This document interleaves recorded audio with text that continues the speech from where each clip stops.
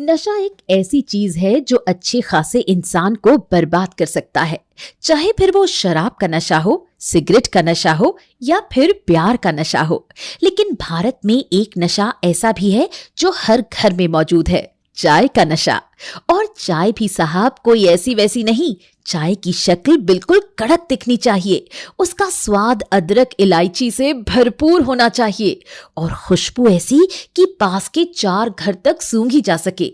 अब आप भी सोच रहे होंगे कि मैं आपको चाय के बारे में इतना सब क्यों बता रही हूँ, क्योंकि आज हम एक ऐसे परिवार से मिलने वाले हैं जिनके लिए चाय सोने से कम नहीं है। अगर उन्हें अच्छी चाय मिल जाए तो इसका मतलब है कि उन्हें मानो खुदा ही मिल गया है। शादी में ना तो खाना अच्छा था, ना ही रहने की सुविधा थी। मेहमानों के लिए तो पूरे 2 दिन बर्बाद हो गए। इतना भी बुरा नहीं था। चाय के लिए जो रामू रखा था वो क्या चाय बना रहा था, क्या स्वाद था उसका। हाँ ताऊ जी, लेकिन हमें रहने के लिए भी कोई अच्छी जगह नहीं थी ठीक से। कैसे 2 दिन काटे हैं हमें पता है। हाँ, इतना भी बुरा नहीं था विपुल। वैसे चाय में जो रामू अदरक डाल रहा था उसकी खुशबू तो मुझे अभी तक आ रही है। अरे लेकिन खाने में तो बिल्कुल स्वाद ही नहीं था। मैंने तो 2 दिन खाना ही नहीं खाया। हाँ, लेकिन चाय का जो मसाला था और वो बिना पानी की जो चाय बना रहा था, उसके साथ तो पार्ले जी बिस्किट भी अच्छा लग रहा था। मैं यहाँ शादी के खाने और व्यवस्था की बात कर रहा हूँ। आप लोग हैं कि चाय चाय किए जा रहे हैं। अरे बेटा, चाय अच्छी थी तो सर में दर्द नहीं था, और मूड अगर अच्छा हो तो सब अच्छा ही हो जाता है। अरे बेटा जरा सोच, सुबह शाम चाय अच्छी नहीं होती तो कितना मूड खराब होता हमारा। हम कैसे शादी एंजॉय कर पाते। उस शादी में एंजॉय करने लायक कुछ भी नहीं था। बस आप तीनों को चाय उनकी बड़ी अच्छी लगी है। अरे चाय अच्छी तो संसार अच्छा, हमारा तो यही मंत्र है। ओफो, मैं भी क्यों ही आप लोगों के साथ बहस कर रहा हूँ। तो देखा आपने अग्रवाल परिवार को, अच्छी चाय मिल जाए तो पूरा संसार ही सुखी सा लगता है। चाय का ऐसा नशा है कि लोगों को चाय कैसी बनी है उससे ही नाप तोल लेते हैं। लेकिन इसका सबसे ज्यादा डर हमारे विपुल को था। अरे तुम और कुछ बनाना मत सीखना, भले ही खिचड़ी खिला देना इन्हें, लेकिन बस चाय अच्छी बनाना सीख जाना। ये क्या बात हुई, सिर्फ खिचड़ी खिला दूं? तुम मेरे घर वालों को ना जानते नहीं हो। उन्हें चाय कैसी बनी है सिर्फ उससे ही मतलब होता है। यहाँ अगर तुम्हें सरवाइव करना है ना तो सिर्फ चाय ही तुम्हें बचा सकती है।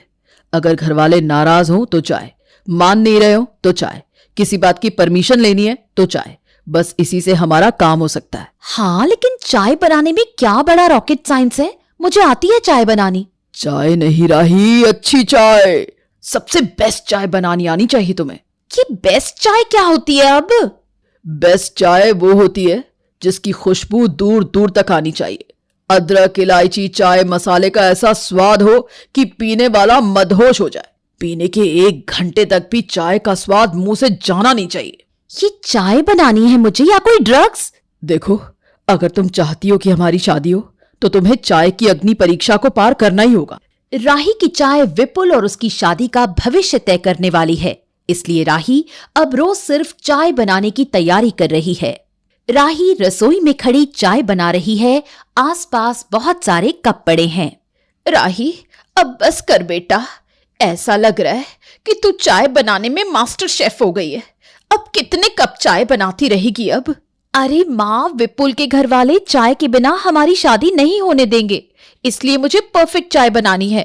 लेकिन तू अच्छी चाय ही बना रही है, देख कितना अच्छा स्वाद है, कितनी अच्छी खुशबू आ रही है चाय में से। अब तो पड़ोसी भी पूछने लगे हैं कि कहीं हमने चाय की दुकान तो नहीं डाल रखी है घर में। बस माँ, आज मेरी असली परीक्षा है। आज विपुल के घर वाले मुझे देखने आने वाले हैं। अगर मैंने उन्हें चाय से इम्प्रेस कर दिया तो समझो हमारी शादी पक्की। पहली बार देख रही हूँ कि लड़के वाले लड़की को नहीं, चाय की परीक्षा लेने आने वाले हैं। राही ने पूरी तैयारी कर ली थी जंग की, मेरा मतलब है कि चाय बनाने की भाई। और यहाँ शाम को विपुल के घर वाले भी घर से निकल रहे थे, लेकिन तभी उनका मूड कुछ खराब हो गया। दूध कैसे खराब हो गया? पता नहीं, मैंने तो फ्रिज में ही रखा था, पता नहीं कैसे सारा दूध फट सा गया। शाम की चाय भी नहीं पी पाए हम, सारा मूड ही खराब सा हो गया। ऐसा लग रहा है कि कहीं चले ही नहीं। अरे नहीं पापा, राही के घर वाले हमारा इंतजार कर रहे हैं, हम ऐसा नहीं कर सकते। हाँ हाँ, चलना तो पड़ेगा, बेटे की पसंद का सवाल है। लेकिन वहां अगर चाय अच्छी मिल जाए तो ठीक, नहीं तो और भी ज्यादा दिन बर्बाद हो जाएगा। दूध को अभी फटना था। इन सब का चेहरा इतना उतरा हुआ है कि जैसे किसी जंग से हार गए। पता नहीं ये राही को पसंद भी करेंगे या नहीं। हे भोलेनाथ, बचा लेना आज। विपुल को डर था कि कहीं वहां भी इन लोगों को चाय अच्छी नहीं मिली तो ये राही को रिजेक्ट ना कर दे। लेकिन अब तो तीर कमान से निकल चुका था। सब लोग राही के घर पहुंच चुके थे। आइए आइए आप सब, आपका स्वागत है। जी जी, आप सब ठीक तो है ना? आप सब लोग कुछ उदास से लग रहे हैं। कोई तकलीफ हुई क्या रास्ता ढूंढने में आप सबको? नहीं नहीं, वो बस अब वो बस 4 रास्ते पर हम थोड़ा कंफ्यूज हो गए थे रास्ता ढूंढने में, इसलिए बस सब थोड़ा थका हुआ महसूस कर रहे हैं अंकल। बस अच्छा कोई बात नहीं, राही सबके लिए चाय बना रही है, उसे पीकर आप सबकी थकावट खत्म हो जाएगी। चाय? ये लीजिए आंटी जी आपकी चाय, आप सब लीजिए। राही सबको चाय देती है। चाय की शक्ल बिल्कुल कड़क और खुशबू अदरक और इलायची से भरपूर थी, जिसे देखते ही विपुल के घर वालों का चेहरा खिल उठा था। भाई साहब, आपका घर बहुत सुंदर है। लगता है आप सबका मूड अच्छा हो गया है। इतनी अच्छी चाय पीकर तो मन प्रसन्न होना ही था। राही बेटा, तुमने तो मन खुश कर दिया। आपको राही से कुछ पूछना हो तो पूछ सकती हैं। अरे नहीं नहीं, हमें राही से कुछ नहीं पूछना, हमें राही पसंद है। हम तो अगले महीने शादी के लिए भी राजी हैं। अरे वाह, तो फिर तो ये शादी पक्की हुई। इसी बात पर एक और कप चाय पिला दो राही बेटा। जी जी। चाय ने विपुल और राही की जिंदगी में 4 चांद लगा दिए। उनकी शादी पक्की हो गई और अब विपुल भी निश्चिंत हो चुका था, क्योंकि उसे पता था कि राही को शादी के बाद भी कोई दिक्कत नहीं होने वाली है उसके ससुराल में, क्योंकि उसे अच्छी चाय बनानी आती है। अरे जीजी, आपको क्या लगता है मैंने अपनी बहू ऐसे ही पसंद कर ली है क्या? जांच परख करके उसकी परीक्षा लेने के बाद ही मैंने विपुल का रिश्ता तय किया है। हाँ हाँ, बड़ी परीक्षा ली होगी तुमने, जैसे कि मैं तुम्हें जानती ही नहीं हूँ। खैर, अब बड़ों से ना पूछना ना बताना, सीधा शादी पर बुला लिया कि देखो ये है होने वाली बहू। अब हमें क्या पता कैसी है। अरे जीजी, आप गुस्सा क्यों होती हो? अब तो शादी हो गई है, अब तो गुस्सा छोड़िए आप। प्रणाम माँ जी। प्रणाम बुआ जी। ये देखिए, आज राही बहू का इस घर में पहला दिन है। उसे आशीर्वाद दीजिए और उसके हाथ की गर्मा गर्म चाय पीजिए। मैं सच कहती हूँ कि आपका दिन बन जाएगा। हाँ बुआ जी, मैं आप सबके लिए बढ़िया सी चाय बनाकर लाती हूँ। हाँ जीजी, राही के हाथ की चाय पीकर आपका मन बिल्कुल खुश हो जाएगा, देखिएगा। ऐसी क्या बात है इसकी चाय में? अरे आप पीकर तो देखिए, आप खुद ही समझ जाएंगी कि मैंने क्यों इसे अपनी बहू बनाया है। जा बेटा राही, सबके लिए चाय बना दे। जी माँ जी, मैं अभी बनाकर लाती हूँ। आज राही का पहला दिन था ससुराल में और वो आज सबके लिए चाय बना रही थी। ऊपर से उसकी बुआ सास और फूफा ससुर जी यहीं थे। अदरक, इलायची, चाय का मसाला सब डाल दिया है। बन गई चाय? बस बन रही है। बनाओ, उस दिन जैसी ही बनाना चाय, ठीक है? विपुल, मुझे तुमसे एक बात कहनी थी। हाँ कहो ना, तुम्हें कुछ चाहिए? दरअसल बात यह है कि उस दिन वो चाय मैंने नहीं बनाई थी। मैंने इतने दिनों से चाय बनाना सीखा था और मुझसे बहुत अच्छी चाय बन भी रही थी, लेकिन मुझे लगा कि तुम्हारे घर वालों को पसंद ना आई तो मैंने उस दिन चाय होटल से मंगवा ली थी। क्या राही, ये तुम क्या कह रही हो? उस दिन तुम्हारी उसी चाय की वजह से तो मेरे घर वालों ने तुम्हें हाँ कहा था। अगर आज वैसी चाय नहीं बनी तो? अरे नहीं नहीं विपुल, मुझे चाय बनानी आती है। मैंने उस दिन के बाद वैसी ही चाय बहुत बार अपने घर में बनाई थी। तुम चिंता मत करो। मुझे अपनी नहीं तुम्हारी चिंता हो रही है राही। तुम बुआ जी को नहीं जानती हो। मैं जानता हूँ कि तुम अच्छी चाय बनाती होगी, लेकिन अगर वैसी चाय नहीं बनी तो वो लोग तुम्हें ताने मारते ही रहेंगे। विपुल, अब तुम मुझे डरा रहे हो। मैंने कहा ना, मैं वैसी ही चाय बनाती हूँ बिल्कुल। तुम मेरा विश्वास क्यों नहीं कर रहे हो? अरे राही बहू, बन गई चाय? हाँ माँ जी, बन ही गई है। विपुल चल, वो नए वाले बिस्कुट निकाल दे जरा, जीजी और फूफा जी के लिए। हाँ हाँ ठीक है। राही ने उस दिन चाय नहीं बनाई थी, ये सुनकर विपुल काफी परेशान हो गया था। उसे डर था कि अगर वैसी चाय नहीं बनी तो सब लोग राही से नाराज होंगे और शायद उसका ससुराल वालों का दिल जीतना मुश्किल हो सकता है। ये लीजिए बुआ जी बिस्किट। अरे चाय तो आने दे पहले। ये रही, चाय भी आ गई बुआ जी। दिन की शुरुआत अगर अच्छी चाय के साथ हो तो दिन भी अच्छा गुजरता है। हाँ हाँ राही बहू, सबको चाय और बिस्किट दो। जी पापा जी। देखूं तो सही क्या खास है राही की चाय में, जो कविता इतनी तारीफ कर रही है। आखिर क्या खास है इसमें? हाँ, जरा बताना तो। न चाय का रंग है न स्वाद है। राही बहू, चाय तो सच में अच्छी नहीं है। क्या अच्छी नहीं है? लेकिन मैंने तो अदरक, इलायची, चाय का मसाला सब कुछ डाला है। चाय बिल्कुल कड़क नहीं है बहू, तुमने इसे ठीक से उबाला नहीं है। हाँ, उस दिन जैसी चाय तुमने बनाई थी ये तो बिल्कुल वैसी नहीं है। हाँ, मम्मी ये सब मेरी गलती है। मैं ही राही से बातें करने में लग गया था और उसे चाय बनाने ही नहीं दी। वो बेचारी तो कह रही थी मुझे और उबालने दो चाय, लेकिन मैं ही उसे नहीं छोड़ रहा था। हाँ वही मैं कहूँ, उस दिन राही बहू ने इतनी अच्छी चाय बनाई थी, पता नहीं आज क्या हो गया। कुछ भी हो, चाय अच्छी नहीं बनी है, 100 बात की एक बात। चलो अब चलना है अपने घर या यहीं रुकना है? वैसे भी यहाँ हमारी कोई वैल्यू ही नहीं है। अरे आप ऐसा क्यों कह रहे हैं? ये तो जब से शादी हुई है इनकी इस घर में तब से कह रहे हैं। क्या? अरे मैं कह रही हूँ कि कुछ दिन और रुक जाइए आप जीजी। किस लिए? इसकी बिना स्वाद की चाय पीने के लिए? ऐसे तो हमारे सर में दर्द हो जाएगा। हम तो जा रहे हैं। बुआ जी के आगे तो विपुल ने राही को संभाल लिया, लेकिन उसे डर था कि वो घर वालों के आगे उसे ज्यादा दिन तक बचा नहीं पाएगा। इसलिए वो कोशिश कर रहा था कि राही की चाय अच्छी बन जाए। विपुल चुपके से रसोई घर में आता है। तुम यहाँ क्या कर रहे हो? अरे ये लो, ये मैं बाजार से चाय का बेहतरीन मसाला लाया हूँ। इसे डालने से चाय का स्वाद बड़ा ही अच्छा आ जाता है। अच्छा, अरे लेकिन ये तो बहुत महंगा है विपुल। अरे महंगा तो चलेगा, लेकिन आज भी चाय अच्छी नहीं बनी तो सब लोगों को शक हो जाएगा कि उस दिन तुमने चाय नहीं बनाई थी। अरे मैं कह रही हूँ ना, मैं चाय अच्छी बना लेती हूँ। पता नहीं यहाँ आकर क्यों नहीं बन रही है। मुझे तुम पर पूरा विश्वास है, लेकिन देखो मेरे घर वाले अच्छी चाय के बिना बिल्कुल विलन बन जाते हैं। इसलिए मैं नहीं चाहता हूँ कि वो तुम्हें कुछ भी भला बुरा कहें। प्लीज कोशिश करो कि चाय बेहतर बने। ठीक है, मैं ये मसाला डालकर देखती हूँ। राही विपुल का लाया हुआ मसाला डालती है, जिससे चाय में सच में अच्छी खुशबू आ रही थी। वाह वाह, क्या खुशबू आ रही है। ये हुई ना बात, अब आएगा शाम की चाय पीने का असली मजा। ये लीजिए माँ जी चाय।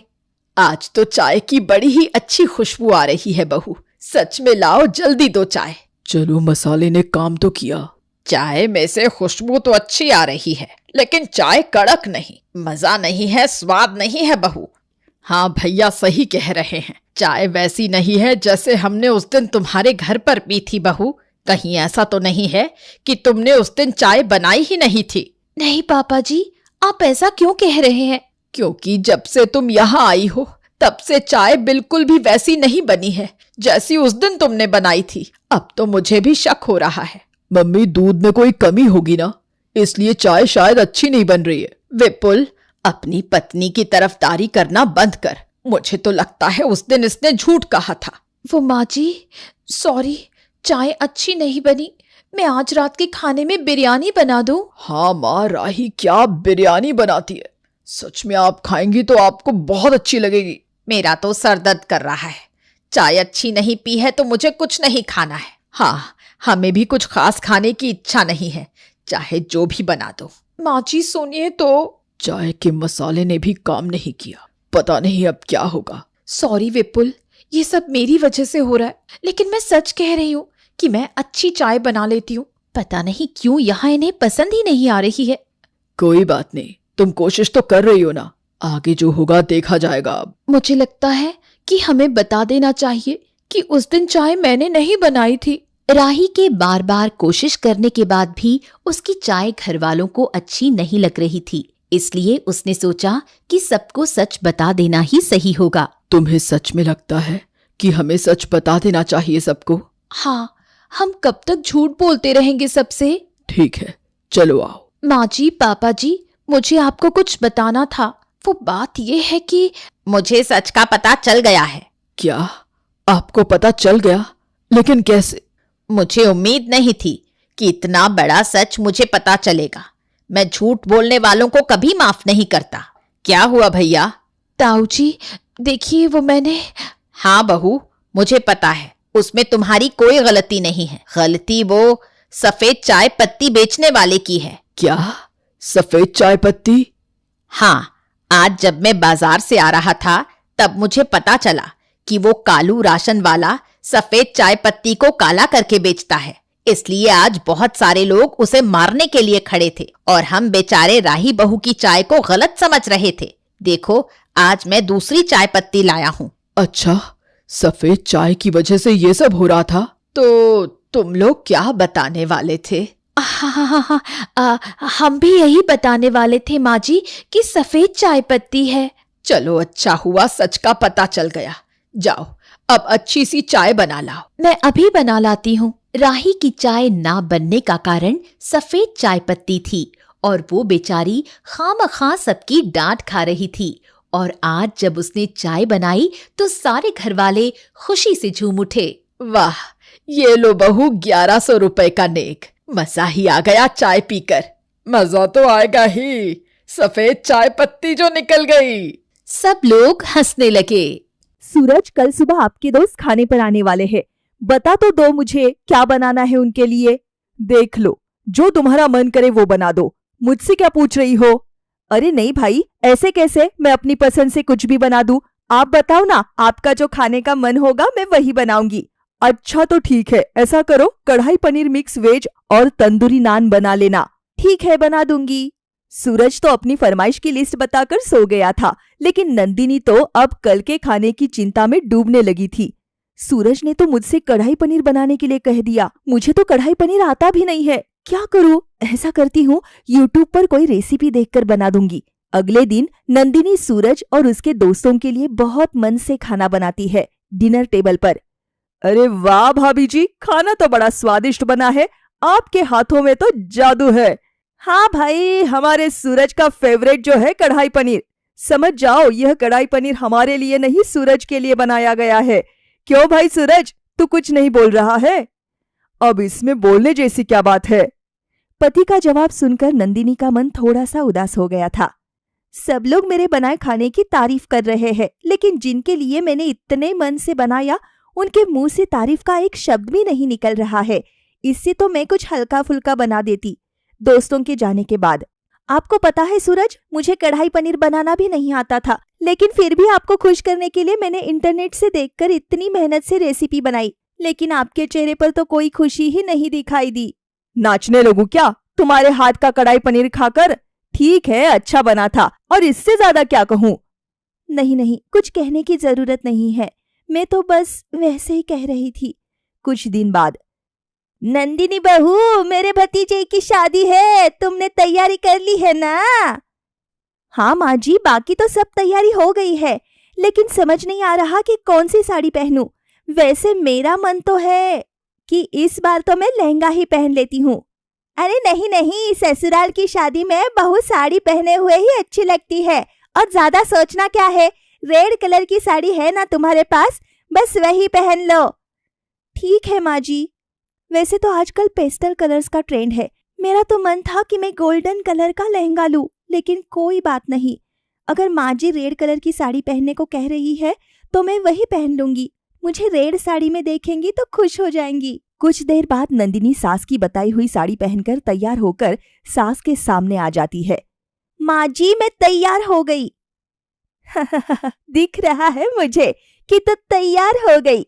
जरा सूरज भी अपना सूट पहन ले, उसके बाद चलते हैं। माँ जी, कैसी लग रही हूँ मैं? अरे भाई, बहू बहू जैसी लग रही है, इसमें देखने वाली क्या बात है? सास का जवाब सुनकर नंदिनी अपना सा मुंह लेकर रह जाती है। लो, माँ जी को खुश करने के लिए मैंने अपना मन मार के यह लाल साड़ी पहनी, लेकिन उनके चेहरे पर तो कोई खुशी दिखाई नहीं दे रही है। ऐसा लग रहा है कि उनको कोई फर्क ही नहीं पड़ता कि मैंने लाल साड़ी पहनी है या पीली। अपना मन मारकर बेचारी नंदिनी शादी में पहुंच जाती है। कुछ दिन बाद, आज तो बड़ा ठंडा मौसम हो रहा है, आज तो गर्मा गर्म गोभी के पराठे खाने को मिल जाए तो मजा ही आ जाएगा। ऐसा करती हूँ, एक बार मम्मी जी से पूछ लेती हूँ। मम्मी जी, नाश्ते में क्या बनेगा? देख बहू, नाश्ते में क्या बनेगा यह बात अपने बाबूजी से पूछा कर। ठीक है माँ जी, मैं बाबूजी से पूछ लेती हूँ। बाबूजी, आप नाश्ते में क्या खाएंगे? बहू, मैं तो सोच रहा था कि आज नाश्ते में गर्मा गर्म पराठे मिल जाते तो मजा ही आ जाता। बिल्कुल सही कह रहे हैं बाबूजी आप। नाश्ते में मैं आपके लिए गोभी के पराठे बना दूं क्या? नहीं नहीं बेटी, गोभी से मुझे गैस हो जाती है। ऐसा करो, तुम आलू के पराठे बना दो। बाबूजी की बात सुनकर नंदिनी बूझे मन से रसोई में आ जाती है और आलू के पराठे बनाने लगती है। बाबूजी को उनकी पसंद का नाश्ता मिलेगा तो कम से कम पूरा दिन मूड अच्छा रहेगा उनका। और आज तो मैं उन्हें ऐसे पराठे बनाकर खिलाऊंगी ना कि वह मेरी तारीफ किए बिना नहीं रह पाएंगे। नंदिनी आलू के स्वादिष्ट पराठे बनाकर तैयार करती है और डाइनिंग टेबल पर नाश्ता लगा देती है। सबका नाश्ता लगाने के बाद नंदिनी डाइनिंग टेबल के पास खड़े होकर इंतजार करती है कि कोई तो उसके बनाए आलू के पराठे की तारीफ करेगा, लेकिन कोई भी एक भी शब्द नहीं निकालता और सब लोग नाश्ता करके अपने अपने काम में व्यस्त हो जाते हैं। बाबूजी को आलू के पराठे खाने का इतना मन था, लेकिन फिर भी उन्होंने एक भी बार मेरी तारीफ नहीं की। अरे, उनकी पसंद का खाना बनाकर मैंने उन्हें खिलाया, कम से कम थोड़ा सा तारीफ तो कर ही सकते थे। इतने साल हो गए मेरी शादी को, सूरज, माँ जी, बाबूजी सबके लिए जी रही हूँ, लेकिन ऐसा लगता है कि किसी को मेरी पड़ी ही नहीं है। अपनी पसंद नापसंद को भूलकर उनकी इच्छाओं का सम्मान करती हूँ, लेकिन फिर भी घर में ऐसा कोई नहीं जो मेरे इतने एफर्ट्स को समझ सके। जिनको खुश करने के लिए मैं सालों से अपना मन मार रही हूँ, उनको तो मेरी किसी भी कोशिश से कोई फर्क ही नहीं पड़ता। वह ना कल खुश थे ना आज खुश है। इससे तो अच्छा यही होगा कि मैं उनकी जगह खुद को खुश रखना शुरू कर दूं। कम से कम कोई तो होगा जो संतुष्ट होगा। नंदिनी घंटों तक बिस्तर पर लेटकर विचारों के उधेड़-बुन में लगी रहती है और अंत में वह सोच लेती है कि अब उसे एक ही नारा अपनाना है, सुनो सबकी लेकिन करो अपने मन की। अगले दिन, नंदिनी, आज मेरे ऑफिस में पार्टी है, याद है ना तुम्हें कि भूल गई? अरे भाई, भूलूंगी क्यों, सब याद है। देखो, मैं ब्लू सूट पहन रहा हूँ, तुम भी ऐसा करो, अपनी ब्लू वाली साड़ी निकालो। वैसे भी तुम्हें पता है ना, ब्लू मेरा फेवरेट कलर है। अच्छा ठीक है, मैं तैयार होकर आती हूँ। नंदिनी मन ही मन, ब्लू तुम्हारा फेवरेट हो सकता है, लेकिन मेरा फेवरेट तो पिंक है ना, इसलिए मैं पिंक साड़ी पहनूंगी। कुछ देर में नंदिनी तैयार होकर बाहर आ जाती है। मैंने तुमसे कहा था ना कि आज ब्लू साड़ी पहनना, फिर पिंक क्यों पहन ली? वह क्या है ना सूरज, तुम तो जानते ही हो पिंक मेरा फेवरेट कलर है, इसलिए आज मेरा पिंक साड़ी पहनने का ही मन था, बस इसीलिए मैंने पहन ली। तुम्हें कोई प्रॉब्लम है क्या? नहीं नहीं, मुझे कोई प्रॉब्लम नहीं है। अब चलो, जल्दी से, लेट हो रहा है। मम्मा, मैं कब से स्कूल से आया हूँ, आप कहाँ चले गए थे? 6 बज गए हैं, अब आप लौट कर आ रहे हो? बेटा, मैंने ऑफिस से काम करना शुरू कर दिया है, अब मैं रोज शाम को ही घर लौटूंगी। लेकिन मम्मा, आप तो वर्क फ्रॉम होम करते थे ना, फिर यह ऑफिस क्यों जाने लगे? ऑफिस इसलिए जाने लगी बेटा, क्योंकि जब तक मम्मा घर के काम करती थी, मम्मा के काम की कोई वैल्यू नहीं थी। घर वालों की केयर अच्छे से हो सके, घर अच्छे से चल सके, इसलिए मैंने वर्क फ्रॉम होम लिया था, ताकि घर और ऑफिस की दोहरी जिम्मेदारी मैं अच्छे से निभा सकूं। लेकिन इतने सालों में सिर्फ मैं पीसती जा रही हूँ और किसी को कोई फर्क नहीं पड़ता। इसलिए मैंने भी सोच लिया कि अब से मैं 8 घंटे सिर्फ और सिर्फ ऑफिस का काम करूंगी। कम से कम मुझे भी थोड़ा मानसिक शांति और सुकून तो मिलेगा। अगले दिन सूरज, मेरे भाई के बेटे का बर्थडे है। मम्मी कह रही थी कि मैं 1-2 दिन पहले ही वहां चली जाऊं। आप क्या कहते हो? देखो यार, तुम पहले से चली जाओगी तो यहाँ मैनेज करने में दिक्कत हो जाएगी। बर्थडे वाले दिन ही चलेंगे ना हम लोग, फंक्शन अटेंड करके रात में लौट आएंगे। सूरज की बात सुनकर नंदिनी चुप हो जाती है। अगले दिन सुबह नंदिनी ने अपना और चिंटू का सामान पैक किया हुआ था। अरे कहीं जा रही हो क्या तुम? यह पैकिंग कहाँ के लिए की हुई है? सूरज, मैंने तुम्हें बताया था ना कि अभिनव का बर्थडे है, तो ज्यादा दिन के लिए नहीं, लेकिन 1 दिन पहले तो मैं जा ही सकती हूँ। और फिर घर का फंक्शन है, ऐसे ही टाइम टू टाइम पहुंचेंगे वो भी अच्छा नहीं लगता। अरे बहू, तूने जाने की तैयारी भी कर ली और इस बार यह भी नहीं पूछा कि साड़ी कौन सी पहनेगी। अब वहां लास्ट मोमेंट पर मुझसे साड़ियां पसंद करवाएगी क्या? जा ले आ अपनी साड़ियां, मैं अभी पसंद करके बता देती हूँ कि तुझे क्या पहनना है। हाँ माँ जी, मैं ले आती हूँ, आप बता दीजिए। नंदिनी कुछ साड़ियां लाकर सास को दिखाती है, जिसमें से नंदिनी की सास एक साड़ी पसंद करके उसके हाथ में थमा देती है। ठीक है बहू, यही साड़ी पहन लेना। ठीक है माँ जी, मैं चलती हूँ। नंदिनी, क्या लाई है तू अभिनव के लिए गिफ्ट में? मैंने तो सोचा था माँ कि गिफ्ट खरीदने का तो टाइम नहीं मिल पाया, तो कैश दे देंगे। अरे बेटा, कैश तो तुम दोगे ना, तो वह तो तेरे भैया भाभी के ही काम आएगा। इसकी बजाय मैं तो कहती हूँ उसके लिए कोई सामान ला दे, खुश हो जाएगा अभिनव। जितने पैसे तू कैश देने वाली थी उतने ही पैसों में कोई सामान ले आ। अच्छा माँ, मैं सूरज को फोन करके पूछती हूँ, जैसा वह कहे। सुनो, मैं यहाँ तो आई हूँ, लेकिन गिफ्ट के बारे में तो हमने कुछ सोचा ही नहीं। क्या देना है अभिनव को? अरे यार, क्या दोगी? ऐसा करो, 501 रुपए लिफाफे में डालकर पकड़ा देना। और वैसे भी बेटियों के घर से शगुन लेना कोई अच्छी बात थोड़ी ना है। बिना बात तुम्हारे मम्मी पापा के ऊपर बोझ ही तो बढ़ेगा। अच्छा ठीक है, मैं देखती हूँ। फोन रखने के बाद माँ ये कह रहे हैं कि ठीक है, गिफ्ट ही दिलवा दो। मैं ऐसा करती हूँ, अभिनव के लिए साइकिल ले आती हूँ। वैसे भी मेरे चिंटू को भैया ने आज तक इतने गिफ्ट दिए हैं कि मुझे तो उसके लिए कभी कोई सामान खरीदना ही नहीं पड़ता। अब उनके बच्चे का 3रा बर्थडे है, मेरा भी तो फर्ज बनता है ना। चल ठीक है बेटा, जैसा तुझे ठीक लगे। बर्थडे वाले दिन, अरे सूरज बेटा, हम लोग तो पहुंच गए, लेकिन यह नंदिनी कहीं नजर नहीं आ रही। वह तो 2 दिन की गई हुई है ना, अभी तक आई नहीं क्या यहाँ पर?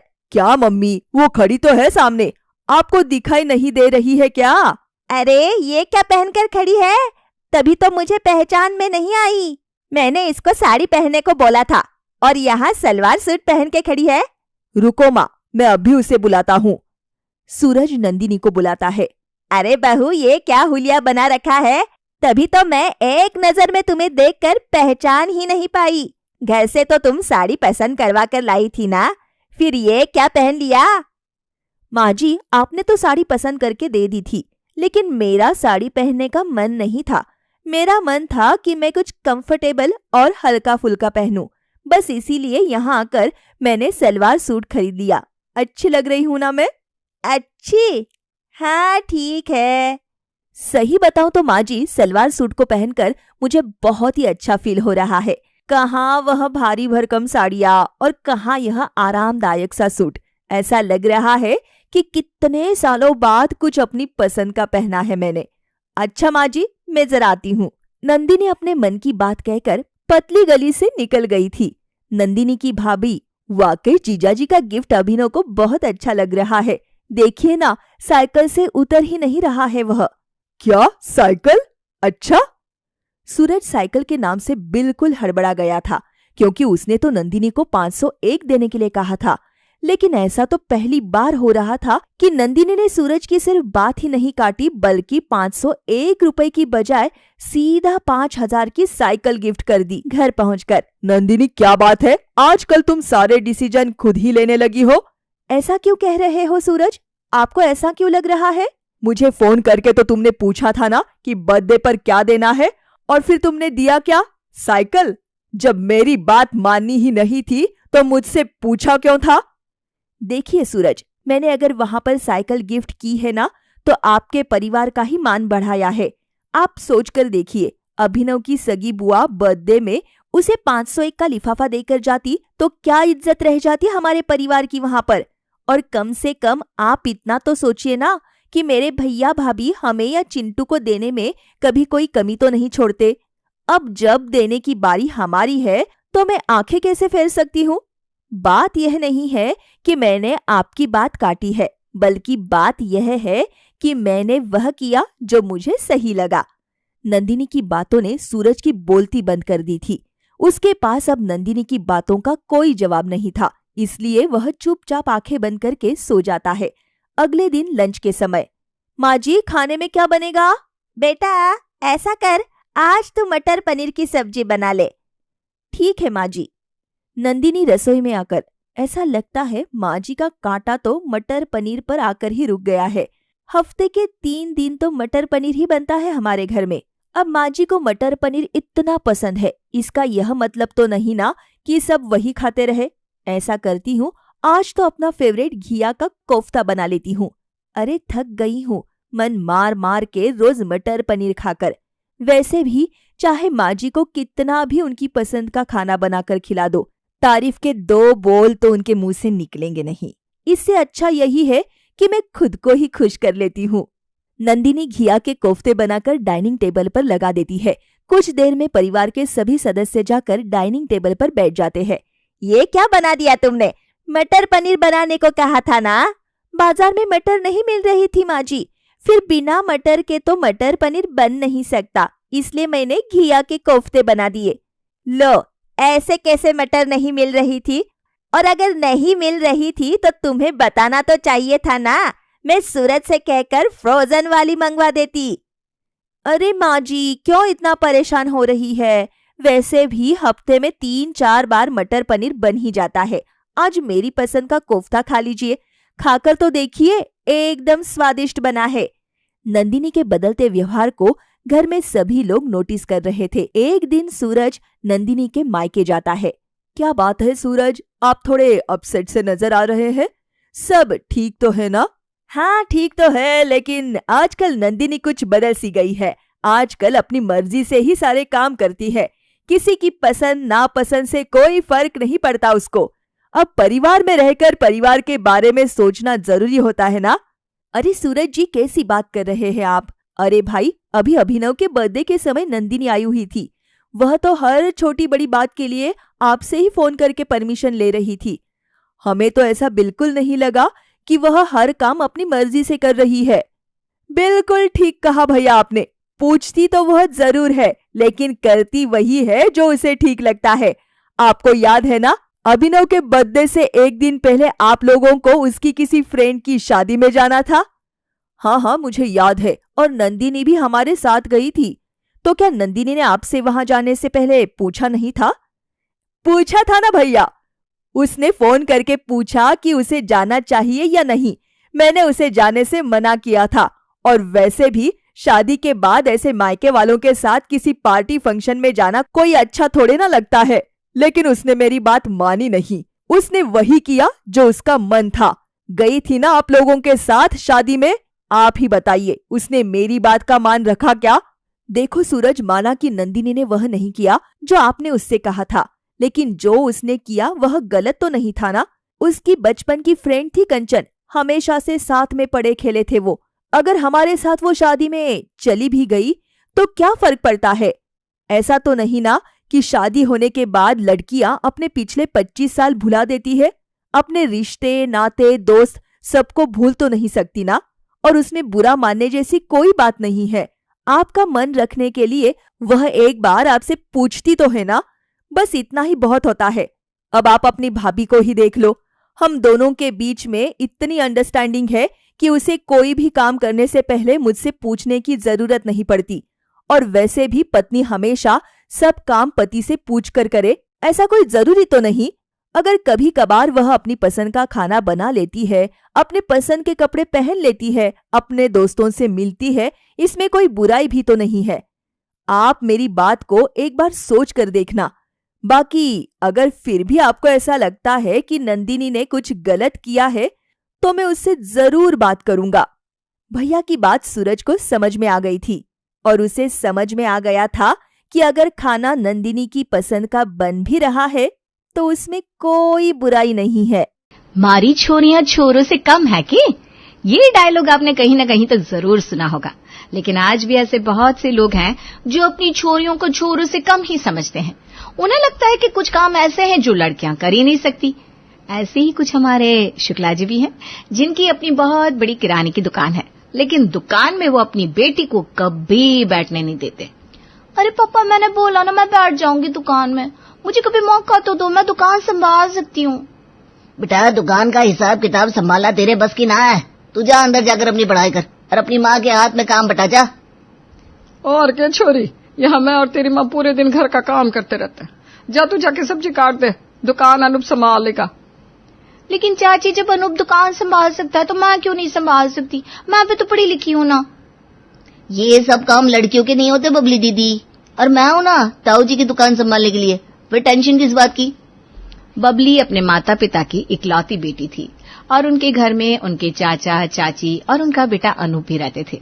मुकेश जी अनूप को अपने बेटे की तरह ही रखते थे, इसलिए वो अपने पीछे से दुकान की सारी जिम्मेदारी अनूप के ऊपर ही छोड़ देते थे।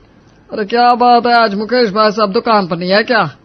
अरे आपको तो पता ही है अंकल जी, अब ताऊ जी की उम्र हो गई है, उनका कोई सगा बेटा तो है नहीं, तो मैं उनकी दुकान संभाल लेता हूँ। बोलिए क्या चाहिए आपको? 5 किलो चीनी चाहिए, 5 किलो चावल। अच्छा ठीक है, लेकर आता हूँ। अनूप 5 किलो चीनी और 5 किलो चावल तोल कर लाता है। ये लो अंकल जी, 250 रुपए हो गए चीनी के और 400 रुपए चावल के। हाँ, अरे पिछली बार तो मुकेश भाई साहब ने मुझे 5 किलो चीनी 200 रुपए में दी थी और चावल के भी 350 लगाए थे। अरे तो वो पिछली बार की बात थी ना अंकल जी। महंगाई तो आजकल भ्रष्टाचार की तरफ बढ़ रही है, हमारी खरीदी महंगी हो गई है तो रेट तो बढ़ाना ही पड़ेगा ना। अच्छा ठीक है, दे दो। अनूप 550 रुपए गले में रखता है और बाकी के 100 रुपए अपनी जेब में डाल देता है। अच्छा है, जो बड़े पापा बबली दीदी को दुकान में बैठाते नहीं, वरना मेरा तो नुकसान ही हो जाता। शाम तक 200-250 रुपये और बन जाए तो मजा आ जाएगा। क्या मजा आ जाएगा भाई, किससे बात कर रहा है? कोई पार्टी वार्टी है क्या? अरे बड़े पापा, आप वो मेरे दोस्त का जन्मदिन है ना, तो बस शाम को वहीं जाना है, उसी के बारे में सोच रहा था। अच्छा ठीक है, अब तू जा दुकान में, अब मैं बैठूंगा। अरे यार, बड़े पापा दुकान में क्यों आ गए? अभी तो मुझे और पैसे बनाने थे। खैर चला ही जाता हूँ, ज्यादा जबरदस्ती करूंगा तो मेरे ऊपर ही शक करेंगे। यहाँ अनूप अपने बड़े पापा की दुकान में घपले कर रहा था और वहाँ अनूप की मम्मी यानी कि बबली की चाची घर में कैसे घपले कर रही थी, चलिए देखते हैं। पहले गाढ़ा गाढ़ा दूध अलग निकाल लेती हूँ, इनके दूध में पानी मिला दूंगी। घर में 4 किलो दूध आता था, जिसमें से 1 किलो दूध तो ललिता जी ने पहले ही अलग कर दिया और बाकी 3 किलो दूध में 1 किलो पानी मिला दिया। ये पतीला जल्दी से ऊपर अनूप के कमरे में रख के आती हूँ, वरना किसी ने देख लिया तो पकड़ी जाऊंगी। ललिता अनूप के कमरे में दूध का पतीला लेकर जाती है। सुन, इस दूध के पतीले को ना थोड़ा छुपा कर रखियो और पी लियो इसे, बाकी 2 किलो दूध और लेकर आऊंगी मैं। ललिता वापस किचन में जाती है। अरे बबली, तू यहाँ कुछ चाहिए था क्या बेटा? हाँ चाची, थोड़ी सी भूख लग रही थी तो मैंने सोचा दूध पी लेती हूँ, वही लेने आई थी। हाँ, तू रुक, मैं देती हूँ। ललिता बबली को एक गिलास में दूध देती है। अच्छा बेटा, मैंने ना इसमें पानी नहीं मिलाया, अगर तुझे मिलाना हो तो मिला लियो। ठीक है चाची, वैसे भी इतना गाढ़ा दूध तो मैं पी नहीं पाऊंगी, पानी ही मिला लेती हूँ। एक तो पहले ही बबली की चाची ने दूध में इतना पानी मिलाया हुआ था, ऊपर से जब बबली भी दूध में थोड़ा और पानी मिला देती है तो वो और पतला हो जाता है। दूध कुछ ज्यादा ही पतला नहीं हो गया चाची? इतने से पानी में दूध इतना पतला तो नहीं हो सकता। आपने पहले पानी मिलाया था क्या? अरे नहीं तो, मैंने मिलाया होता तो मैं तुझे क्यों बोलती। आजकल ना ये सारे दूध वाले ऐसे ही हो गए, दूध में दूध कम पानी ज्यादा रहता है, लगता है दूध वाला बदलना पड़ेगा। इसी तरह हर रोज किसी न किसी चीज में उनकी हेरा फेरी चलती रहती थी। अगले दिन दुकान में तेल के तो कई सारे टीन रखे हैं, अगर एक टीन बाहर भेज दूं तो अच्छे खासे पैसे जेब में आ जाएंगे, लेकिन बेचूं कैसे जिससे बड़े पापा को पता भी ना चले। एक काम करता हूँ, डीलर वाली स्लिप छुपा देता हूँ और बड़े पापा पूछेंगे तो बोल दूंगा 20 की जगह 19 टीन आए थे, सीधे सीधे 2000 का घपला। वाह अनूप बाबू, धीरे धीरे तरक्की खूब कर रहे हो तुम। अनूप एक तेल की टीन निकालकर पीछे स्टोर रूम में छिपा कर रख देता है और दुकान बढ़ाकर वो टीन बाहर एक हलवाई की दुकान पर बेच आता है।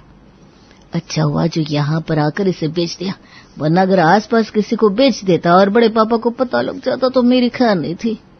अनूप हलवाई से पैसे ले रहा था और सामने से बबली अपनी कुछ फ्रेंड्स के साथ वहां से आ रही थी।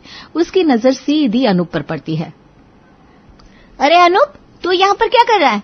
अनूप हड़बड़ाकर जल्दी से सारे पैसे अपनी जेब में रख लेता है। अरे बबली दीदी, आप यहाँ पर? आप तो अपनी फ्रेंड के हल्दी के फंक्शन में गई थी ना? हाँ, वहीं से वापस आ रही हूँ। लेकिन तू इतना घबराया हुआ क्यों है और यहाँ पर क्या कर रहा है?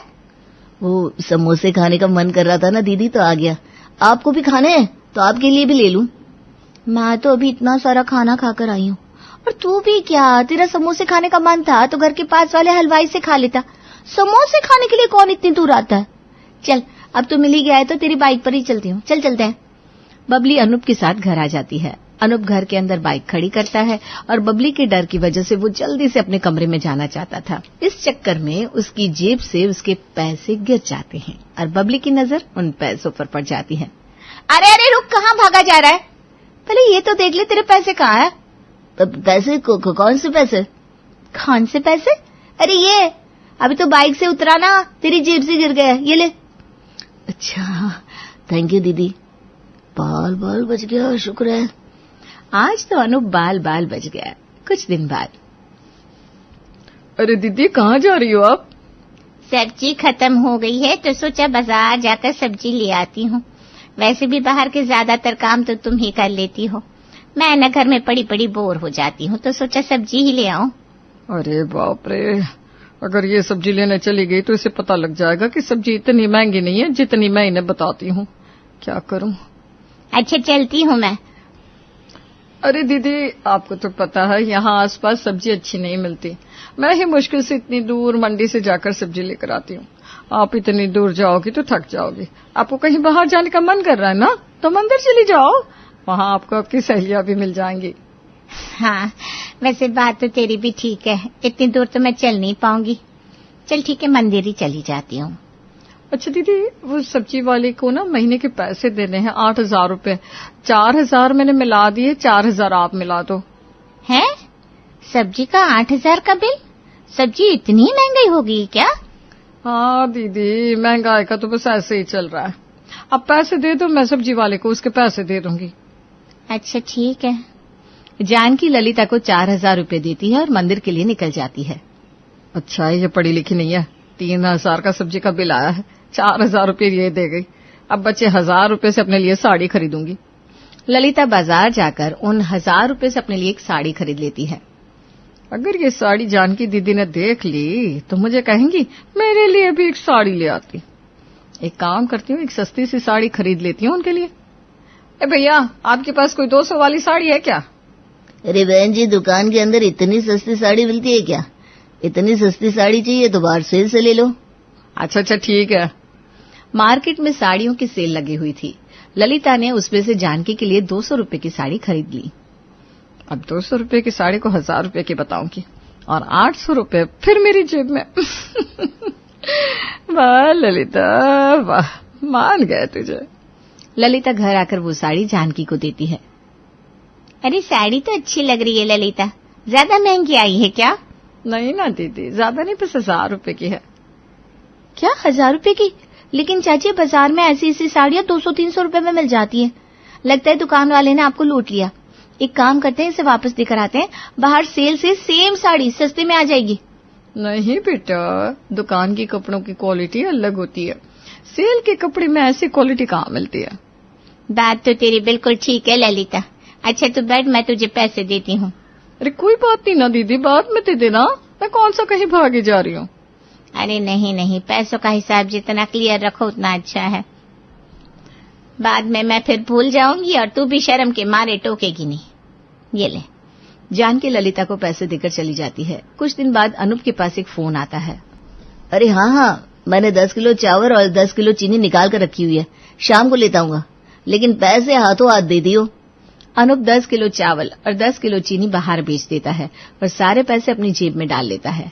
कई महीनों से यही चल रहा था। तभी एक दिन, अरे अनूप, गल्ले की चाबी कहाँ रखी बेटा? यहाँ नीचे है ताऊ जी, ले लीजिए।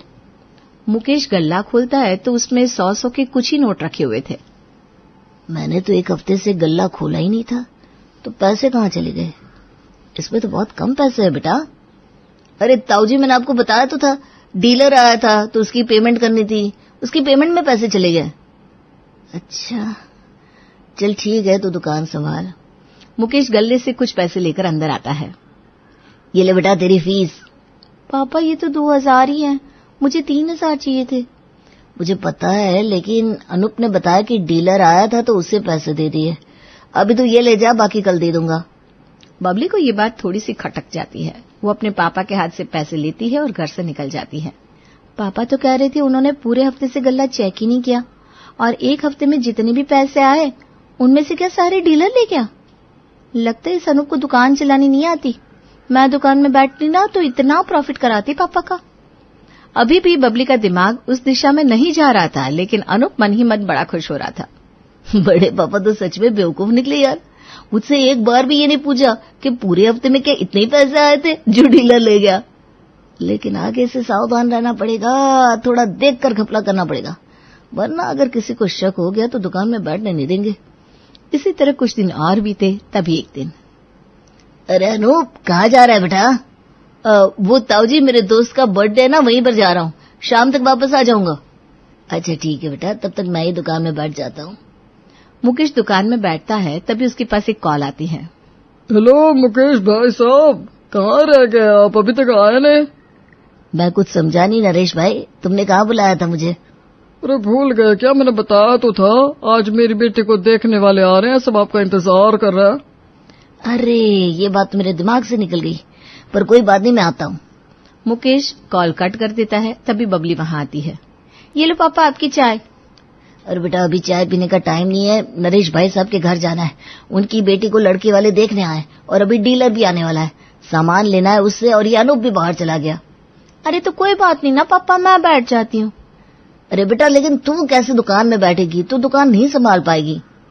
अरे पापा, एक मौका तो दो, और थोड़ी देर की तो बात है, मैं संभाल लूंगी, आप चिंता मत करो। अच्छा ठीक है, लेकिन किसी अनजान को उधार मत देना, और जितने भी खाते वाले सामान लेकर जाएंगे वो सब रजिस्टर में लिख देना। ठीक है पापा। मुकेश आज पहली बार अपनी बेटी बबली के भरोसे दुकान छोड़कर जाता है। बबली दुकान में बैठी थी तो स्टॉक का रजिस्टर उठाकर चेक कर रही थी। पापा तो कह रहे थे आजकल दुकान बहुत मंदी चल रही है, लेकिन पुराना स्टॉक भी खत्म हो गया है, और आज डीलर सामान लेकर भी आ रहा है। जब ये स्टॉक बिक गया तो इतने सारे पैसे कहाँ गए? दूसरा रजिस्टर भी चेक करती हूँ। जो सामान दुकान में आता था उसके रजिस्टर से जब बबली ने सेल्स वाला रजिस्टर कंपेयर किया तो सारा हिसाब किताब जो गड़बड़ हो चुका था उसके सामने आ गया। इसका मतलब मेरा शक बिल्कुल ठीक था, लेकिन शक तो मुझे चाची के ऊपर भी है। एक बार घर के खर्चे का भी हिसाब लगाती हूँ। दुकान का घपला तो बबली पहले ही पकड़ चुकी थी, और जब उसने घर के खर्चे का हिसाब लगाया तो जो उसकी चाची घर के खर्चों में घपले कर रही थी वो भी सारे उसके सामने आ गए। अच्छा, तो इसका मतलब ये अनूप पैसों का झोल करता है, और साथ में चाचा भी। पापा को घर आने दो, उसके बाद बताती हूँ उन्हें। 1-1.5 घंटे बाद मुकेश अपने घर वापस आता है तो बबली उसे दोनों रजिस्टर चेक करवाती है। ये क्या है? जरा ध्यान से देखिए पापा, स्टॉक में जितना सामान आया है उसका 70% ही दुकान में बिका है। बाकी के सामान की ना तो बेचने की एंट्री है, ना ही दुकान में वो सामान है। मैंने जो हिसाब जोड़ा कुल मिलाकर पूरे 10 से 15 हजार रुपए का घपला हुआ है महीने में। क्या? आप खुद देखिए ना पापा, एक तो रजिस्टर झूठ नहीं बोल सकता, दूसरा आप जब भी गल्ला चेक करते हो उसमें आपको पैसे मिलते हैं क्या? 2-3 हजार से ऊपर उसमें ज्यादातर पैसे ही नहीं होते। डीलर इतनी जल्दी जल्दी थोड़ी ना आता है, और इतने पैसे थोड़ी ना लेकर जाता है। ये अनूप दुकान में बहुत बड़ा घपला कर रहा है पापा। तू ठीक कह रही है बेटा, मुझे भी इस पर शक तो हुआ था, लेकिन मैंने कभी चेकिंग नहीं की, और तूने तो 1 घंटे में सब पता लगा लिया। अब आपने मुझ पर इतने पैसे खर्च करके मुझे इतने अच्छे स्कूल में पढ़ाया है, तो इतनी इंटेलिजेंट तो हूं ना मैं पापा। इससे अच्छा तो अगर आप मुझे अपनी दुकान में बैठने देते ना तो मैं सब संभाल लेती, और आपकी दुकान में इतना घपला भी नहीं होता। सिर्फ यही नहीं पापा, चाची भी मम्मी को बेवकूफ बनाकर खूब पैसे ऐंठती है। मैं तो मम्मी को बोल दूंगी आज से सारा खर्चा खुद ही देखा करो। मुकेश बबली की बातें समझ जाता है। शाम को अनूप घर आता है तो दुकान में आकर बैठने लगता है। बेटा, आज से तुझे इस दुकान में बैठने की कोई जरूरत नहीं है। क्यों यहाँ बैठकर अपना समय बर्बाद करता है? आज से मेरी बबली ही इस दुकान को संभाल लेगी। अरे ताऊजी, लेकिन आप ऐसा क्यों कह रहे हैं? और वैसे भी लड़कियां थोड़ी ना दुकान में बैठती है, मैं हूं ना दुकान संभालने के लिए। लड़कियां दुकान में बैठती हैं और बहुत अच्छे से दुकान को संभालती भी है, और साथ में सारे घपलों का भी पता लगा लेती है। मेरी बबली ने आज साबित कर दिया कि वो बहुत अच्छे से मेरी दुकान संभाल सकती है, इसलिए तू अब दुकान की टेंशन बिल्कुल मत लेना बेटा। हाँ, आज से मैं ही दुकान संभालूंगी। अनूप को सब समझ में आ जाता है कि इन लोगों ने उसकी चोरी पकड़ ली है, इसलिए उसे ये सारी बातें कह रहे हैं। वो खुद ही वहां से 9-11 हो जाता है। अब दुकान की जिम्मेदारी मुकेश बबली को सौंप देता है, लेकिन कुछ महीने बाद उसकी भी शादी के दिन आ जाते हैं और शादी करके वो भी अपने घर से विदा होने लगती है। चलो अच्छा है, इनकी शादी हो रही है मैडम की। अब तो बड़े पापा के पास कोई और चारा भी नहीं है, अब तो दुकान मेरे हाथ में ही आएगी। तभी पीछे से मुकेश बबली को आवाज लगाता है। अरे बेटा, तू कुछ भूल रही है? अपनी अमानत तो लेकर जा। क्या पापा? मैं तो कुछ भी नहीं भूल रही हूँ। कौन सी अमानत? ला अपना हाथ दिखा। मुकेश बबली के हाथ पर दुकान की चाबी रख देता है। पापा, ये तो आपकी दुकान की चाबी है। हाँ जानता हूँ, लेकिन आज से ये दुकान तेरी अमानत है। मेरी इस दुकान को तुझसे अच्छा कोई नहीं संभाल सकता, इसलिए इसे मैंने तेरे ही नाम कर दिया। अब तू इसकी असली मालकिन है, तुझे इसे जैसे संभालना हो वैसे संभाल। अरे भैया, बबली तो शादी करके जा रही है, दुकान उसके नाम पर क्यों कर दी? वो दुकान कैसे संभालेगी? मेरा अनूप है ना संभालने के लिए। मेरे छोटे भाई, बात ऐसी है, ये मेरी दुकान है और ये दुकान भी मेरी है, तो मुझे ये किसके नाम करनी है किसके नहीं ये तो मैं ही सोचूंगा ना। ठीक है, दुकान मेरी है तो मेरी ही बेटी के नाम पर होगी। बबली के चाचा चाची और अनूप का मुंह देखने लायक था। उन्हें देखकर मुकेश, बबली और जानकी खूब हंसते हैं और आखिर में बबली साबित कर ही देती है कि मारी छोरियां छोरों से कम ना है। जो काम छोरे कर सकते हैं वो काम छोरियां भी कर सकती है, बस जरूरत है तो सिर्फ एक छोटे से मौके की। सुबह सुबह नंदिनी जल्दी जल्दी घर के कामों में लगी हुई थी। बहू, नाश्ता बना कि नहीं? जी माँ जी, बस चाय छान कर लेकर आ रही हूँ। फिर जैसे ही बहू चाय छानने जाती है, उससे भगोना छूट जाता है और सारी चाय जमीन पर बिखर जाती है। क्या गिरा? अंदर आकर देखती है कि पतीला गिरा है। सत्यानाश हो, सुबह सुबह फिर से एक नुकसान। मेरा बेटा चाय की पत्ती अमेरिका से लाया था, अब बर्बाद हुई ना उतनी चाय पत्ती। उसके पैसे क्या तेरे गरीब माँ बाप देंगे? जेब से फूटी कौड़ी तो निकली नहीं उनके। मर दिया अपना बोझ हमारे सर, वो अलग। सॉरी माँ जी। अब तक तो आप समझ ही गए होंगे कि ये कहानी है नंदिनी की, जो कि एक गरीब घर से है। इस कारण उसे बार बार गरीबी का ताना झेलना पड़ता है। आखिर नंदिनी कैसे बचेगी इन तानों से, या कोई बड़ा कदम उसकी जिंदगी ही बदल देगा? आइए देखते हैं। एक दिन नंदिनी की ननद पारो घर आती है। कैसी हो माँ? मैं एकदम बढ़िया हूँ बेटा, बस तेरी ये जो भाभी है ना, इसी ने जीना मुहाल कर रखा है। चल छोड़, ये बता तू कैसी है? मैं भी अच्छी हूँ माँ। माँ ये लो, मेरी सास ने आपके लिए गिफ्ट भेजा है। वो पिछले महीने हम कश्मीर गए थे ना, तो वहीं से माँ जी ने आपके लिए कुछ लिया था। वाह, तेरी सास तो सच में बहुत सोचती है मेरे बारे में। धन्यवाद कहना उनको मेरा। दीदी, अभी 2 महीने पहले ही तो आप लोग शिमला गए थे ना, फिर इतनी जल्दी कश्मीर भी घुम आए? हाँ भाभी, तो क्या हुआ, जब जेब में पैसे हो तो सब पॉसिबल है। अब मेरा मायका और ससुराल आपके मायके की तरह गरीब थोड़ी ना है कि घर में रहने के लिए भी कॉम्प्रोमाइज़ करना पड़ेगा। वैसे भी 2 कमरों का घर। कब से खड़ी खड़ी बात कर रही है? मेरी बेटी इतने दिन बाद आई है, कम से कम पानी को तो पूछ ले। गरीब के घर की है ना, क्या जाने खाना पीना। तो क्या माँ गरीब हवा पर जीते हैं? जीते होंगे, इसीलिए तो इसने अब तक तुझे कुछ खाने को लाके नहीं दिया बेटा। सास और ननद की बात नंदिनी को बहुत बुरी लगती है, लेकिन वो बिना कुछ बोले वहाँ से चली जाती है और जल्दी से ननद के लिए नाश्ता लेकर आती है। ये क्या, नमकीन बिस्किट? माँ, क्या मेरा स्टेटस इतना गिर गया है कि आपकी बहू मुझे ऐसे ट्रीट कर रही है? नहीं नहीं बेटी रुक, मैं अभी इसकी क्लास लगाती हूँ। नंदिनी, अरे ओ नंदिनी बहू, जल्दी यहाँ। जी माँ जी। ये क्या है? मेरी बेटी को तूने अपने मायके वालों जैसा समझा है क्या, जो नमकीन बिस्किट लाके दे रही है? तेरे मायके में खिलाते होंगे नमकीन बिस्किट। जा मेरी बेटी के लिए बाहर से समोसा जलेबी लेकर आ।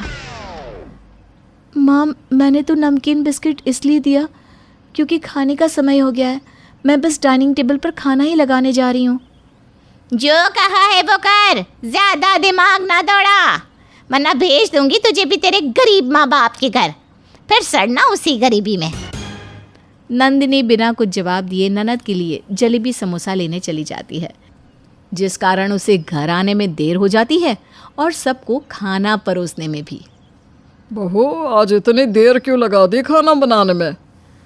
जी वो पापा जी। इसके आगे कि नंदिनी कुछ बोलती। देर तो करेगी ना रसोई में, इतना सारा सामान देखकर चकरा जो जाती होगी कि इतनी बड़ी रसोई में क्या बनाऊं मैं। इसके मायके में थोड़ी ना इतनी बड़ी रसोई देखी होगी इसने। गरीब की बेटी बड़े घर में शादी हो जाए तो ऐसा ही होता है, लड़कियां फूली ही नहीं समाती, फिर ससुराल वालों को देर से ही खाना खिलाएगी ना। माँ, अब नंदिनी को ऐसा क्यों कह रही हो? भाई, तू भाभी के लिए माँ से क्वेश्चनिंग कर रहा है? अब नहीं बहन, मैं तो बस यूं ही पूछ रहा था। मुझे पता है नंदिनी ने ही कुछ किया होगा, तभी माँ ऐसा बर्ताव करती है। फिर सभी चुपचाप खाना खाते हैं। उसके बाद नंदिनी किचन समेटने में लग जाती है कि तभी अचानक से उससे एक प्लेट गिरकर टूट जाती है। उसी समय पारो पानी पीने वहाँ आती है। सत्यानाश हो भाभी, आप मोम की गुड़िया हो क्या? एक काम ढंग से नहीं कर सकती? आपकी माँ ने कुछ सिखाया नहीं क्या आपको? हाँ, जब इतने महंगे बर्तन होते इसके यहाँ तभी तो माँ सिखाती ना। अब तो धन्ना सेठ के यहाँ आ गई है, अब तो तोड़ फोड़ लगा ही रहेगा, वरना पता कैसे चलेगा कि मायका भले ही गरीब हो, ससुराल वाले तो करोड़पति हैं। नंदिनी अब भी चुपचाप उनकी बातों को सुनकर शांत हो जाती है और किचन का काम निपटाकर वहाँ से फटाफट सोने चली जाती है कमरे में। नंदिनी, ये क्या हाल बना रखा है तुमने? क्यों, क्या हुआ जी? सारा दिन उदास रहती हो, ना ढंग से सजती हो ना संवरती हो। अभी कुछ दिन तो हुए हमारी शादी को, फिर ऐसा बर्ताव क्यों करती हो? नहीं कुछ नहीं, घर के कामों में बस समय नहीं मिल पाता। तुम नौकरानी नहीं हो, बहुरानी हो इस घर की। समय नहीं मिलता तो समय निकालो मेरी जान। जी। वहीं अगले दिन जब पारो अपने ससुराल जाने लगती है। ये देख बेटी, मैंने तेरे लिए ये साड़ी लाई है। वो सब तो ठीक है माँ, लेकिन ये दूसरी इतनी सस्ती सी साड़ी किसके लिए लाई है माँ? वो तेरी गरीब भाभी है ना, उसी के लिए। उसे कहाँ महंगे ब्रांडेड कपड़े की आदत है, इसलिए उसके लिए ये लोकल सड़क छाप साड़ी ही ठीक रहेगी बेटा। सही कहा आपने माँ। अच्छा, अब मैं चलती हूँ। फिर पारो अपने ससुराल चली जाती है, लेकिन नंदिनी अब हर बात पर मायके के ताने सुनकर परेशान हो चुकी थी। फिर एक दिन जब सभी बाहर जा रहे होते हैं कि अरे ओ महारानी, तुम कहाँ चली? क्यों, आप लोगों के साथ? और ये घर ये कौन संभालेगा? तेरी वो गरीब माँ या बाप? जा जाके घर संभाल, तुझे कहीं नहीं जाना। लेकिन माँ। कुछ नहीं, चल चुपचाप, घर में भी किसी का रहना ज़रूरी है। बेचारा बेटा माँ के सामने कुछ नहीं कह पाता। वहीं शाम को। नंदिनी, एक बात बताओ, माँ तुम्हारे साथ ऐसा बर्ताव क्यों करती है? क्योंकि मेरा मायका गरीब है। हर बात पर माँ गरीबी का ताना देती है। इतना तक कि पारो दीदी आई थी तो वो भी मेरे माँ पापा के हालात को लेकर बुरा भला कहती थी। लेकिन ये ठीक नहीं है, मैं माँ से बात करता हूँ। नहीं जी, फालतू में घर में कलेश होगा और मैं नहीं चाहती कि मेरे कारण घर में कोई भी प्रॉब्लम हो। ठीक है। वहीं शाम को नंदिनी के माता पिता उससे मिलने आते हैं। अरे आप लोग यहाँ कैसे? मैं तो बस अपनी बच्ची से मिलने आई थी। आपको पता नहीं बेटी के ससुराल खाली हाथ नहीं जाते? अरे कुछ नहीं तो एक मिठाई का डिब्बा ही लेते आते। बैठिए, मैं नंदिनी को बुलाकर लाती हूँ। अरे सोफे पर कहाँ जा रहे हैं? यहाँ ज़मीन पर बैठिए। यहाँ? हाँ यहाँ। फिर वो नंदिनी को बुलाती है। वहीं नंदिनी अपने माता पिता को ज़मीन पर बैठा देखकर काफ़ी हैरान होती है। माँ पापा, आप यहाँ क्यों बैठे हो? उठो, अब मेरे कमरे में चलो। कहीं नहीं जाएंगे, ये यहीं मिल ले और यहीं से विदा कर। आप लोग यहाँ क्यों बैठे थे? वो सब छोड़ बेटी, मैं तो तुझसे मिलने आई थी। बहुत दिन हो गए ना तुझे देखे, तो बस मन किया कि मिल लो। हाँ बेटा, अब दिल को सुकून मिला तुझसे मिलकर। अब हम चलते हैं।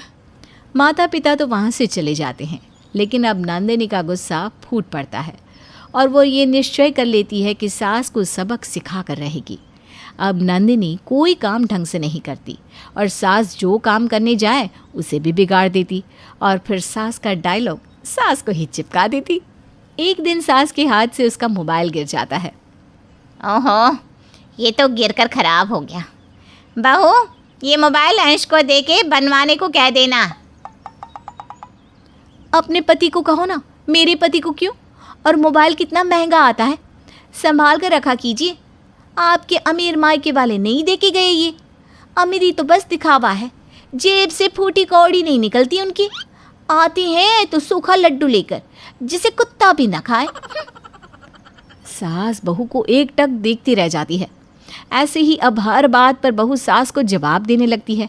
फिर एक दिन, आज मेरे भाई भाभी आ रहे हैं, अपनी कैंची जैसी ज़बान बंद रखना और ढंग से सारे काम करना। कुछ अच्छा खाने में बना लेना। ठीक है। जिसके बाद बहू किचन के कामों में लग जाती है और जब सास के भाई भाभी आते हैं तो, लीजिए मामा जी, चाय पीजिए और ये लीजिए बिस्किट खाइए। ये बिस्कुट तो कुत्ते वाले हैं ना, और पानी से कितनी बदबू आ रही है। हाँ तो क्या हुआ, ज़मीन के नीचे का पानी है, वो तो अच्छा होता है। और बिस्किट कुत्ते वाली है तो क्या हुआ, आपका स्टेटस मेंटेन करने के लिए सबसे महंगी बिस्किट लाई हूँ मैं। दीदी, क्या है ये? आपने हमारी इंसल्ट करने को यहाँ बुलाया क्या हमें? अरे नहीं नहीं भैया, ऐसा नहीं है। बहू जाने क्यों ऐसा कर रही है। शांति से ढंग से काम कर, वरना तुझे भी तेरे फटीचर माँ बाप के पास भेज दूंगी। सॉरी माँ जी। मामा मामी, चलिए हाथ मुंह धो लीजिए, खाना तैयार है। डाइनिंग टेबल हर प्रकार के खाने से भरा होता है। ये देखकर सभी बहुत खुश होते हैं। चलो, बहू ने नाक कटाने से तो बचा लिया। लेकिन मामी एक निवाला खाते ही, ये क्या, खाने से कितनी स्मेल आ रही है। हाँ बहू, तुमने आज ही इतना खाना बनाया और इतनी जल्दी खराब हो गया? नहीं नहीं मामा जी, ये सब खाना तो 1 महीना पुराना है, आज फ्रिज से निकाला ताकि सब खत्म हो जाए। ये देखकर मामा मामी को बहुत गुस्सा आता है। दीदी, आज के बाद अगर हमारी इंसल्ट करानी हो ना तो कभी घर मत बुलाना।